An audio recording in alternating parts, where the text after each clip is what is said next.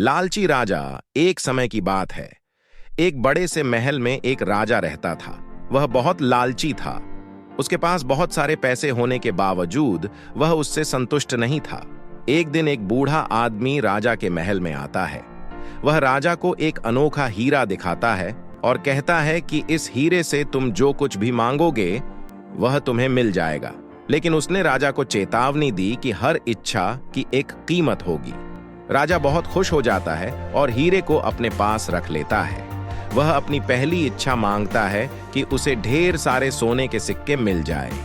अचानक से उसका कमरा सोने के सिक्कों से भर जाता है। लेकिन राजा इतने में भी संतुष्ट नहीं होता है, उसे और सोना चाहिए होता है।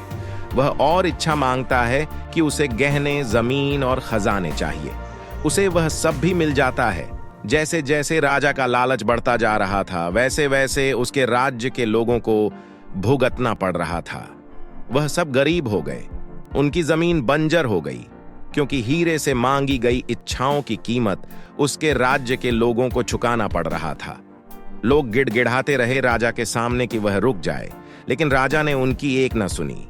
एक रात जब राजा सो रहा था, तब उनके पिताजी सपने में आते हैं और बोलते हैं कि यह लालच उन सब चीजों को बर्बाद कर देगा जिनसे तुम प्यार करते हो। राजा की नींद खुलती है और उसे अपनी गलती का एहसास होता है। राजा ने सभी लोगों को एक साथ बुलाया और अपने आप को बदलने का वादा किया। उसने अपने धन का उपयोग लोगों की मदद करने और राज्य को बेहतर बनाने के लिए किया। राज्य फिर से सुखी और समृद्ध हो गया।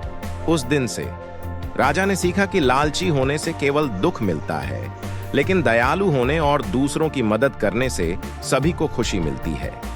लालच दुख और विनाश ला सकता है, जबकि दया और निस्वार्थता सुख और समृद्धि लाती है।